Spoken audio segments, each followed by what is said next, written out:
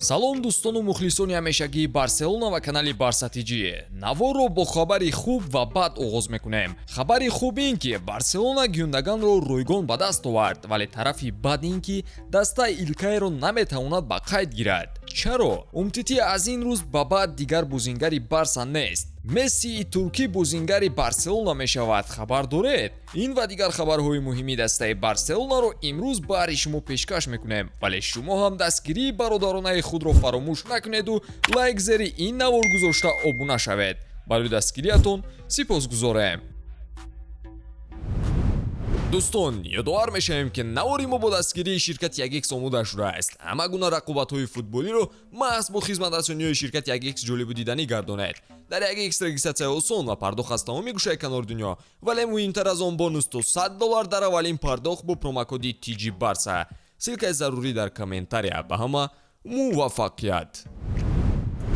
Барселона дар ба қайдгирии Гюндаган бо мушкилӣ дучор мешавад, зеро фаъолсозии фишанги иқтисодӣ дар мавсимҳои қаблӣ аллакай фоида накарда истодааст ва дастаро мебояд ки вариантҳои дигарро кобад. Манчестер Сити ва дастаҳои арабистонӣ ба Гюндаган маблағҳои бештар пешниҳод доштанд, вале футболбоз Барсаро интихоб кард. Илкай аввал мехост тамдиди шартнома бо Сити кунад ва гуфтушунидҳо аз охирҳои мавсими гузашта оғоз шуда буданд. Манчестер Сити ба ӯ яксола шартнома пешниҳод кард ки маоши футболбоз бояд коҳиш дода мешуд, вале имкон дошт ки як соли дигар боз дароз карда шавад. Илкай шартномаи дарозтар талаб мекард, вале дар музокирот пешравие эҳсос намешуд. Ана моҳи март бошад Барса ҳамчун талабгор пайдо шуд. маҳз дар ҳамон замон Гюндаган формаи беҳтарини худро касб карду дар Лигаи Чемпионҳо ва мусобиқаҳои дохилии Англия нақши калон дар ҳайати Манчестер Сити дошт. Агар Сити ба футболбоз созишномаи 2 сола кафолат медод, ӯ бешубҳа боқӣ мемонд, аммо англисҳо ҷуръат накарданд. Бо сабаби мухлиси дерина будани ӯ ба Барселона, Гюндаган ба ҳамон муҳлати шартномаи 1+1 розӣ шуд, ҳатто бо маоши камтар, яъне 9 миллион евро. Хави, Роберт Левандовски ва намояндаи даста Жорди Кройф нақши калидӣ бозиданд. Нафарони наздик ба бозингар ишора мекунанд ки маош тарафи асосии гузариш намешавад, чунки Илкаи 32 сола якчанд пешниҳодҳои бузургро аз Арабистони Саудӣ рад кард. Орзуи Гюндаган шояд амалӣ нашавад. Дар Барселона ҳанӯз лимити молиявӣ барои ба қайдгирии бозингарон дар Ла Лига зиёдтар аст. Тибқи иттилои The Athletic, дар шартномаи нав дар ин бора банди махсус вуҷуд дорад. Агар бозингар то оғози чемпионат, яъне ки 13 август ба қайд гирифта нашавад, ӯ метавонад то охири равзанаи трансферӣ ройгон тарки Барса кунад ва тамоми маоши соли аввалро гирад.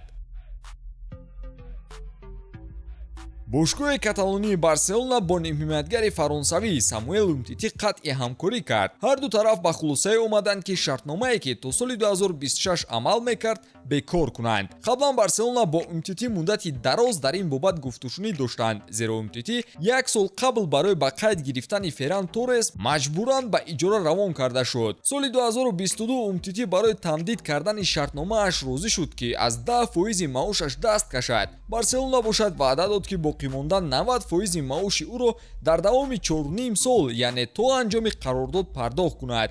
ҳамин хел то соли 2026 Умтити бояд 20 миллион евро маош мегирифт. худи футболбоз намехост ки бо қатъи шартнома ин маблағҳоро аз даст диҳад. ҳоло маълум нест ки чӣ ваъдаю чӣ гапу чап шуд ки билохира Умтити розӣ шуд шартномаашро қатъ кунад. мавсими гузаштаро ҳимоятгари фаронсавӣ дар дастаи Лече дар Италия ба таври иҷора гузаронид ва дар 25 бозии дастааш баромадҳо дошт. Умтити соли 2016 аз Лиони Фаронса ба Барселона гузариш карда буд ва бо дастаи каталонӣ Самуэл 2 маротиба қаҳрамони Испания шуда, 3 маротиба ҷом ва 2 маротиба суперҷоми Испанияро ба даст овардааст. Ташаккур барои ҳама хизматҳо ва дар оянда барои Умтити барор хоҳонем.